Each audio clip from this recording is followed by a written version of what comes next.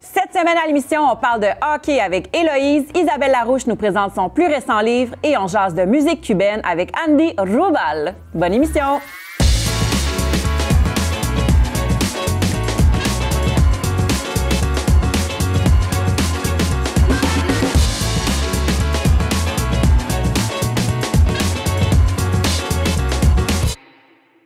Isabelle Larouche, merci d'être avec nous.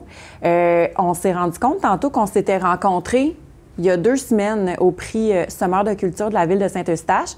Vous avez été également lauréate. Oui. Dans quelle catégorie déjà? Bien, je pense que c'est dans la catégorie projet collectif, avec mon projet Jeunes créateurs d'ici, que je conduis avec Marie Blanchard, Stéphanie Hendrickson, dans les communautés autochtones et inuites du Québec. Bien, félicitations. Ben oui, merci. C'était une super belle soirée. Merci. J'ai lu votre magnifique livre, qui est entre autres destiné jeune, bien pas jeune public, mais... De 10 à 110 ans, je dirais. Oui. J'ai vécu une panoplie d'émotions durant ma lecture. Je me suis beaucoup reconnue dans cette quête identitaire-là que le jeune vivait, les rapports avec les différents membres de la famille. J'ai failli plus vous aimer le temps d'un chapitre. Oui. Et je me suis réconciliée avec vous. Je veux pas brûler de punch. Qu'est-ce qui vous a poussé à écrire un aussi beau livre, une aussi belle histoire? Il faut que je vous raconte une petite histoire. Quand j'avais 8 ans, j'ai lu une histoire qui se passait dans le Nord, mais pas l'Arctique canadien, l'Arctique québécois, au Nunavik, comme entre les Crocs des Tongass, mais plutôt en Laponie, le nord de l'Europe, le nord de la Finlande. L'histoire de Lapons, donc, qui ont des rennes, et un petit garçon qui a un chien qui s'appelle Veg, et un renne va lui casser la patte en pleine expédition, et on doit abandonner l'animal. Avant, le petit garçon lui a fait un petit foulard. Et là, le reste de l'histoire, on se concentre sur la survie de cet animal dans des contrées peu hospitalières. Moi, quand j'ai refermé ce livre-là, j'en avais des frissons, j'avais 8 ans. C'était le premier livre à chapitre que je finissais. Est-ce que l'animal survit? Oui. OK. Et j'ai fait la promesse qu'un jour, j'irais au Nunavik, dans le nord du Québec. Je suis devenue enseignante, spécialement pour pouvoir aller enseigner au Nord. Mon premier contrat d'enseignante, c'était à Kangnersoalurtjuaq, où se déroule l'histoire. Et là, j'ai voulu transposer cette histoire avec les réalités d'ici, des Inuits que nous avons ici au Canada. Alors oui, c'était vraiment une longue histoire d'amour et c'est quelque chose que je voulais faire avec ce livre-là. Je me suis dit, j'aimerais aussi marquer les gens. Mais vous dressez un portrait qui me semble, moi, je suis jamais allée, ça me semble assez juste, dans le sens que c'est pas... vous l'avez pas décrit de façon plus dorée que ce le serait. J'étais sur place quand j'ai écrit le premier jet de ce roman-là.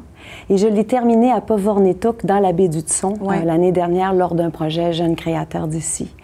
Alors, j'étais sur place. J'ai pu voir la construction du traîneau traditionnel par le professeur de culture, M. Livan Ituk, qui est un professeur de culture à l'école Uluriak. Alors, j'étais sur place. Je pouvais demander aux gens comment ça se fait, comment on fait ça. Et puis, la maman du garçon de l'histoire qui vient du Saguenay-Lac-Saint-Jean comme moi, donc Chicoutimi, j'ai mis du mien là-dedans. J'ai vraiment mis aussi tout mon amour pour cette communauté-là. Mais il y a des passages où est-ce que on penserait pas, nous ici, que ce petit garçon-là qui vient d'une famille dont une famille mixte, que lui pourrait vivre une certaine forme d'intimidation parce qu'il n'est pas jugé pur à 100 %, que le papa aussi, tu sais, vous parlez un petit peu de l'alcool aussi. Fait qu'il y a comme... C'est ça que j'ai aimé, c'est que ça me semblait assez fidèle à la réalité de ce que monsieur, madame, tout le monde pouvait vivre là-bas. Un petit garçon qui va à l'école, que ça ne tente peut-être pas d'aller avec son père explorer, qui aime mieux jouer avec son... Tu sais, c'est...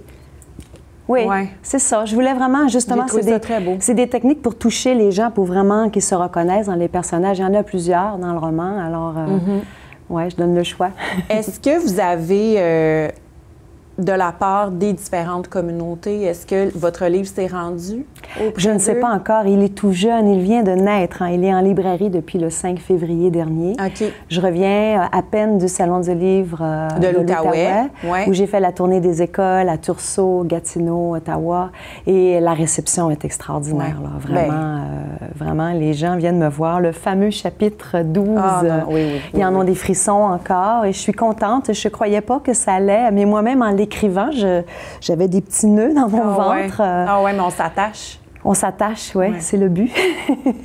Vous avez pas juste ce livre-là à votre actif. Non, j'ai autour de mon 55e depuis 2001 que je publie. Et là là! Comment ça se passe au Québec, la réalité d'une autrice? Je suis chanceuse, moi, personnellement. J'ai été enseignante pendant une vingtaine d'années dans les communautés autochtones, donc j'avais déjà cette ouverture-là. Et en 2008, j'ai pris ma retraite à 40 ans. Et là, je me suis mise à entrer dans les écoles en tant qu'autrice, animatrice, conteuse aussi. Le programme Culture à l'école, qui est magnifique parce que c'est grâce à ce programme-là. Ça, c'est des subventions qui permettent aux écoles d'avoir accès à des activités pour promouvoir la culture. Voilà, c'est le ministère de l'Éducation qui subventionne en partie tout ça. Alors, ça me donne une porte d'entrée dans les écoles merveilleuses au Québec. C'est ça que je m'en vais vraiment d'un océan à l'autre du pays. Là. Je connais la Colombie-Britannique pour y avoir été invitée dans un programme qui s'appelait Idélire en avril pendant 15 ans. Manitoba, Saskatchewan, Nouveau-Brunswick. Tu sais, j'essaie vraiment... Et c'est toujours un bonheur de pouvoir aller partager mes histoires et mes trésors. Parce que quand je passe des moments dans les communautés autochtones, j'encourage beaucoup les artisans locaux. Et là, ma valise se remplit de matériel authentique que les gens peuvent manipuler, peuvent toucher, peuvent découvrir. Alors, j'apporte vraiment quelque chose, je crois, qui est authentique parce que ça fait 30 ans que je travaille avec les Premières Nations. Puis vous êtes un pont aussi. Oui, c'était mon rêve. Oui, puis je pense que par les différentes œuvres que vous créez, je pense que vous venez briser certains tabous, tu sais, peut-être certains jugements qui peuvent avoir. Je trouve ça super important. Vous avez travaillé aussi avec la Ville de Saint-Eustache dans la création d'un autre... C'est un beau projet. D'un autre livre. C'est magnifique, ce livre-là, Un délicieux voyage, qu'on ne peut pas vraiment acheter. C'est un livre qui... On s'est fait plaisir à Saint-Eustache. C'est vraiment un projet collectif. Alors, c'est la Ville de Saint-Eustache, la Bibliothèque de Saint-Eustache, l'organisme Culture pour tous, ABL Immigration, Racines plurielles, les écoles eustachoises, les groupes de personnes issues de l'immigration. On a eu des consultations publiques. Ça fait depuis le mois de juillet dernier qu'on travaille sur ce projet. Olga Urbanovic, qui est deux-montagnaise, qui a signé les illustrations qui sont magnifiques. Et on voulait rassembler, on voulait mettre le monde entier dans un livre pour que les immigrants se retrouvent, se sentent accueillis. Et il n'y a rien de mieux qu'une petite collation. C'est quelque chose qu'on aime découvrir, hein, la nourriture, c'est très rassembleur. Alors, Un délicieux voyage, c'est vraiment 5 enfants qui viennent des 5 continents. On est allé vraiment dans ce qui représentait le plus les immigrants qu'on retrouve à Saint-Eustache. Et en trouvant dans le parc derrière l'église Saint-Eustache un bidule, machin truc, ils se trouvent à voyager dans leur pays d'origine où un plat leur est servi. Et en disant merci, on revient à Saint-Eustache et le lendemain, le voyage se poursuit. Mais on peut continuer ce voyage-là en découvrant les mets des autres pays. Félicitations. Honnêtement, c'est vraiment un plaisir de vous rencontrer officiellement, de vous découvrir. Puis je pense que vous faites œuvre utile, sincèrement. Puis je suis très, très emballée pour la suite. Moi aussi. Merci Isabelle Larouche. Puis les gens peuvent se rendre à isabellelarouche.com pour découvrir l'ensemble de vos ouvrages. Merci d'être venue. Allô, hello! Coucou! T'es comme un rayon de soleil. À chaque fois que je te vois, je suis comme... Ça me fait tellement plaisir. C'est le fun d'être ici. C'est une belle émission. T'es le fun. Merci d'être là. Ça me fait tellement plaisir. De quoi tu nous parles cette semaine? Aujourd'hui, je vais parler de hockey. Ah, mon Dieu! Tu viens de me perdre. C'est vrai? Ben, en même temps, non. Je pense que tu vas être agréablement surprise. Oui. Hockey, en temps normal, de façon comme saison, non. Mais ouais. Je pense que tu en as vu passer des petits trucs. Oui. Là. Mais c'est ça, oui. là. Mais oui, il y a eu lieu la confrontation des 4 nations. Ouais. Fait que ça, c'est Finlande, Suède, États-Unis, Canada, donc les 4 plus grandes puissances de hockey dans le monde qui s'affrontent dans différentes parties pour savoir c'est qui la meilleure équipe au monde. Puis c'est le Canada qui a gagné. Je le sais! Je l'ai suivi. En fait, c'est pas vrai. Je l'ai pas suivi. Moi, mes parents là, sont vraiment fans de sport. Ouais. Fait que, football, hockey, baseball, ils l'écoutent, sont vraiment hyper passionnés par ça. Fait que je le vivais un peu à travers Voilà. mais je dois avouer que la dernière partie, là, la finale, je le suivais un peu sur mon téléphone. Oui, c'est venu chercher beaucoup de monde. Déjà Ouais. que c'était très serré, ça s'est fini en prolongation 3-2. Et c'est grâce à Connor McDavid qui a marqué le dernier tir. Et ça a été vraiment un gros moment. Là, on sait que le Canada avait perdu l'autre partie d'avant qui était le 15 février contre les États-Unis. Donc là, Ouais. les esprits commençaient à s'échauffer, tout ça. Là, le stress Là, c'était à au Boston rendez-vous. en plus, C'est ça. cette partie-là. Exactement. Fait que beaucoup de pression. Finalement, le Canada a gagné. Et ça, comment dire, ça l'a pris en importance parce qu'on sait qu'en ce moment, avec les États-Unis, il y a beaucoup de tensions, beaucoup de choses qui se passent. Évidemment qu'on a tout ce qui est la guerre commerciale qui se passe, les tarifs, ça a ajouté beaucoup de tensions. Les propos aussi du président Trump, tu sais, qui mentionne assez régulièrement son désir de nous avoir oui, comme 51e État. Ouais. Ben, Ouais. c'est pas le seul qui le mentionne, puis je veux justement te montrer quelque chose qui m'a quand même surprise, ces réseaux sociaux. Voilà. He looks forward to watching the game tonight, and we look forward to the United States beating our soon-to-be 51st state, Canada. Les tables tournent. Oui. Je vais ravaler. J'ai tendance à pas avoir de filtre, mais là, je vais me garder une petite gêne. Je comprends. Ouais. Mais on voit que quand même, il y a des gens qui se sont amusés avec l'idée d'un 51e État et retournent les tables un petit peu vu que le Canada a gagné. Donc, ça l'a fait réagir quand même dans ce sens-là. Et évidemment que, c'est ça, comme j'ai dit, c'était pas juste sportif comme victoire. Là, vraiment pas. Il y avait vraiment... c'était patriotique, là. Exactement. Puis, tu sais, j'ai tendance à penser que le Québec, pendant longtemps, tu sais, j'en parlais avec mes amis, puis quand on voyage, il y a comme une certaine partie des Québécois qui, à l'étranger, vont dire, ben moi, je suis Québécois avant de dire que je suis Canadien. Tu sais, il y avait comme une espèce de... pas de séparation, mais de différence entre, tu sais, vraiment le Québec et le reste du pays. Mais là, je sens que depuis l'élection du président Trump, que là, on est comme un petit peu plus rassemblés, qu'on se soutient entre nous. Puis moi, j'ai adoré là, regarder les TikTok des gens, juste l'hymne national, tu sais, de voir notre premier ministre aussi qui était là, de voir les... ça me donnait des frissons, là. Puis moi, je suis vraiment pas fan de hockey, là. Je suis la même chose que toi. Je suis ça une fois de temps en temps. Puis là, moi aussi, j'en avais des frissons. Là, je nous ai sorti des bons TikTok, justement, qui avaient des émotions, là, qui nous font vivre vraiment. quelque chose. Là, on peut les 100%. regarder. C'est quand même quelque chose. Centering pass, McDavid scores! Ouais, ça, je l'ai vu souvent. La foule en délire. Là, Ah ouais. Justin Trudeau, comme on l'a mentionné.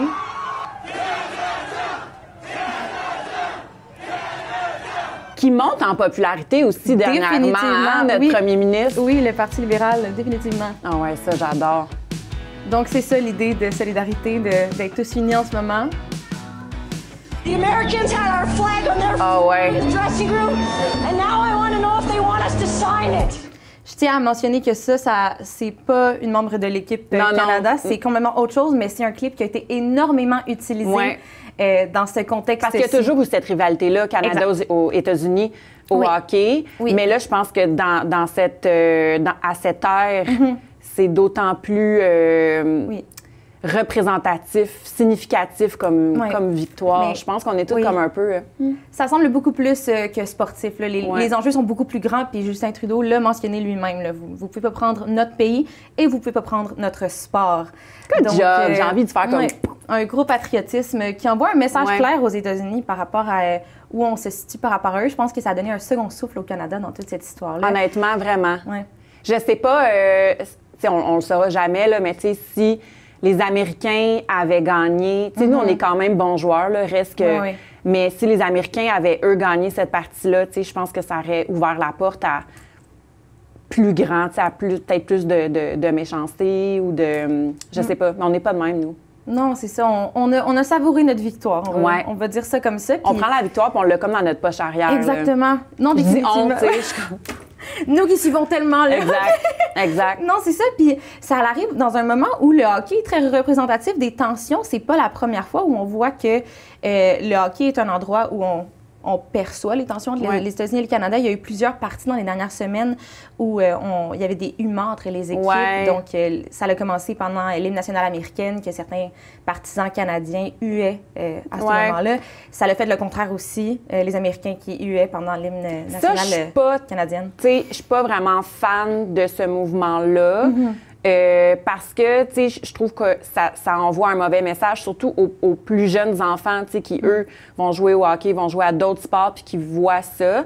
Je suis pour, par contre, de chanter l'hymne national le plus fort qu'on peut. Et de savourer sa victoire très fortement. Ça, je suis 100% pour. Mais je trouve ça un peu... C'est pas la meilleure façon de montrer où on se tient. Exact. Voilà. Merci. Merci à toi. C'était super intéressant. Comment ça se développe. Là, on va voir tout ça s'en va aux Olympiques éventuellement dans une équipe similaire. Fait qu'on va pouvoir suivre ça. Déjà hâte à la semaine prochaine. Oui, moi aussi. Hello. Bye.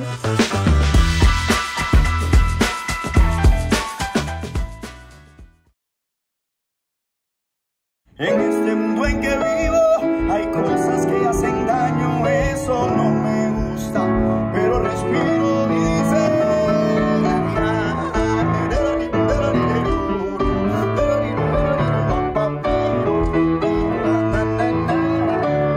En este mundo en que vivo hay cosas que hacen daño, eso no me gusta, pero respiro.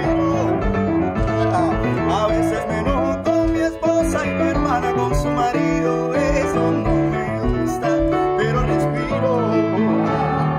Me acojo al principio bíblico de siempre ser hermanos, aunque a veces mis instintos sean del peor de los mundanos. Hay que respirar para aliviar los problemas, para afilar las espuelas y luego poder actuar.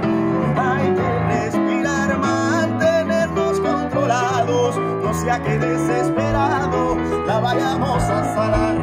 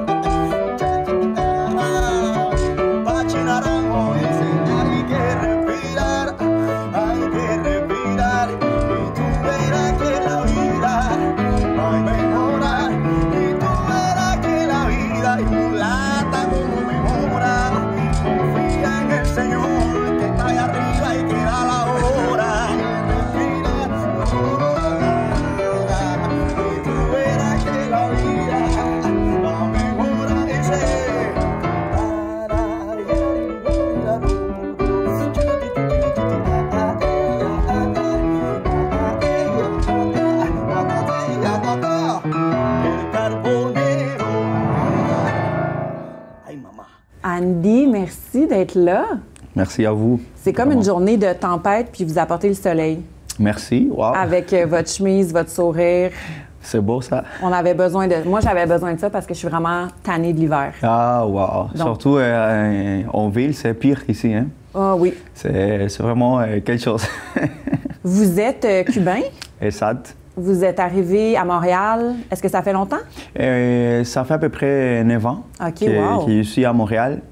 C'est une histoire compliquée parce que pendant les 3 premières années, on dirait, avant la pandémie, en fait, j'étais plus à Cuba. Mon 7 mois à Cuba, et le reste ici, c'était un petit peu compliqué. Ouais. Alors, je n'ai pas arrivé à avoir ma citoyenneté à cause de ça, dans le temps qu'il fallait, comme tout le monde. C'était un petit peu une histoire de folle, de la folie. Ouais. Mais oui, à peu près 9 ans. Moins 3. 9 ans, moins 3. Votre français est très bon. Merci. Vous avez appris le français en arrivant ici? Oui, je ne parlais pas français, en fait, avant. Mais c'est grâce à les programmes de francisation du Québec. Ouais? C'est très généreux de côté du gouvernement qui a appris le français. C'est vraiment quelque chose que c'est un cadeau du Québec. Bon, on les remercie. Merci, gouvernement du Québec. Mais oui. On est très heureux de vous avoir avec nous. Vous êtes un musicien accompli. Vous avez une formation en piano classique de Cuba. Vous avez commencé à l'âge de 6 ans comme musicien dans le groupe Baby Salsa. Oui, Baby Salsa, ça te vous êtes bien informés, alors? On est bien informés, nous. Vous êtes arrivé à Montréal, vous aviez déjà une carrière comme musicien à Cuba. Comment ça s'est passé de reconstruire une carrière à Montréal? Oui, bon, je pense que c'est quelque chose de difficile. Et aussi, on se trouve avec beaucoup de c'est la tempête, un petit peu, on dirait, non? Mais écoute, la culture ici, c'est vraiment... c'est un... Comment on peut dire? Les mondes, on va dire ça. Sont accueillants, sont prêts à écouter la musique cubaine. C'est vrai que les marchés, des fois, c'est pas celui-là qui on pense qui nous convient, parce qu'on doit s'adapter. Mais bien sûr, là-bas, je faisais beaucoup la musique originale. OK. C'est-à-dire que vous écrivez vos propres paroles. Moi, je suis compositeur et arrangeur de ma propre musique. Mais là-bas, il y a comme plus une liberté parce qu'il y a comme plusieurs groupes de salsa, on dirait, pour dénominer la musique, le type de musique. Mais il y a plusieurs styles. Ça, il y a comme tu peux entendre une bande et dire, OK, ça c'est la bande de, je sais pas, de Andy, ça c'est la bande de Carolina, ça c'est la bande. C'est comme la même musique, mais que très, vous êtes capable de différencier. Mais bien sûr, ici, le monde connaît vraiment pas ça. Mais il faut identifier les sortes de musique. Je pense qu'au Québec, on a comme, là je vais généraliser, mais on a comme une espèce d'histoire d'amour avec Cuba. Les Québécois aiment beaucoup Cuba. Mais oui. Hein? C'est pas rare qu'on y va une semaine. On aime le Cuba tout inclus. Là. Mais ouais, je vais être franche avec vous. Puis c'est comme si au Québec, la musique latine cubaine, devrais-je dire, tourne beaucoup autour de Buena Vista. Exact. Puis tout ce qui sort autour de Buena Vista, de Chan Chan, on est comme, oh! Oui. Et c'est pour ça que je me sens un petit peu comme, on dirait, je ne veux pas comme prendre la parole là-dedans, mais je me sens un petit peu aussi comme, je ne peux pas dire ambassadeur parce que c'est un mot très grand pour moi, mais je veux comme amener un côté de moi. Et surtout de ma culture de Santiago de Cuba, ici au Québec. Non? On saute un petit peu d'un endroit à l'autre, mais l'adaptation n'était pas trop facile, mais on dirait que c'était comme calme. Il fallait comme juste attendre le temps que la plante pousse. Oui, tout à fait. C'est ça. Alors, mais écoute, jusqu'à maintenant, on a eu de bons résultats, et aussi avec ma musique, parce que j'ai fait comme 60%, 70% tous les concerts de ma musique, c'est ma propre musique. Et aussi, je donne cadeau au monde qui mérite ça. Vous donnez un petit 30% que les gens vont faire « Ah, je connais cette Exactement. Et c'est pas juste l'affaire de m'adapter, sinon parce que j'aime ça aussi. J'étais pianiste d'une musicienne extraordinaire qui s'appelle Amadito Valdés. Et lui était le batteur de Buena Vista Social Club. Alors, je connais bien cette musique-là. Je jouais dans Buena Vista Social Club de lui. Alors, c'est quand même... je connais cette musique-là. Alors, pourquoi pas donner... Rendre hommage aussi. Exactement, ça, comme des premières fontaines. Non? J'étais le plus jeune de la bande. Tout était des vieux messieurs, j'étais comme les plus jeunes. Mais c'est ça, moi j'adore ça. Et écoute, j'étais arrivé ici, bien sûr, j'ai commencé à jouer avec des autres musiciens qui étaient déjà installés. Mais dans ce moment donné, il fallait que vous fassiez votre place à vous. Voilà. Là, on vous attend à Sainte-Thérèse bientôt. Vous avez votre spectacle Embarque avec la danse parce qu'il y a une partie où est-ce que les spectateurs, spectatrices vont apprendre à danser la salsa avant de vous entendre. Donc là, est-ce que les gens vont pouvoir danser en même temps que vous jouez? Oui, bien sûr. C'est ça l'objectif? Oui, c'est ça l'objectif. Sinon, on va faire couper tous les sièges. Au moins les premiers, non? Non, on a fait... En fait, on vient de faire un concert à Longueuil, au Théâtre de la Ville de Longueuil. Et c'était comme à peu près les mêmes concepts. Mais je donne toujours quelque chose de différent. Parce que comme on est proche quand même, ça, le monde là-bas peut venir ici à Sainte-Thérèse, bien sûr. Ils vont trouver un autre type de... Comme un petit à côté dans le spectacle, non? mais le monde s'amuse beaucoup. Je vais faire comme un parcours c'est comme un voyage pour la musique cubaine. Wow. Et le spectacle s'appelle La Clave Cubana. La Clave Cubana, je ne vais pas le faire trop fort à cause du micro, mais c'est comme la cellule de la musique cubaine. C'est 1, 2, 3, 1, 2, 1, 2, 3, 1, 2. Et avec ça, on fait toute la musique cubaine. Ça, okay. On monte la basse, on monte las congas, las tumbadoras. Et comme j'explique un petit peu ça aussi pour le public, et le monde adore ça, ils vont embarquer à danser tout de suite comme ça. Ainsi que j'espère c'est sûr. Pour le monde s'intéresse. Moi qui ne sais pas danser, je pense que je me laisserais tenter parce qu'il y a comme quelque chose de gênant là, de se laisser aller, puis on se sent super vulnérable. Ah oui? Ah ok. Non mais écoute, ça va pas... personne va être gêné là-bas, bien sûr. Donc, on invite les gens à aller vous voir, à aller danser. Vous faites aussi plein de festivals l'été. On vous voit un peu partout. Exact. On peut vous suivre aussi sur les réseaux. Oui. Site Internet, Andy Rubal. En Instagram, c'est Andy Rubal Bello. C'est mon nom de famille. Okay. Andy Rubal Bello, mais tu peux chercher juste Andy Rubal, ça va t'amener là. Là, je vais le dire comme il faut. andyrubal.com, votre site Internet. Oui, c'est ça. Partout. Partout, c'est ça. Muchas gracias. Gracias a ustedes. Et on va aller vous écouter. Okay, merci encore. Merci beaucoup. Merci infiniment d'avoir été des nôtres. N'hésitez pas à vous abonner à notre chaîne YouTube pour revoir l'ensemble des épisodes. À la semaine prochaine.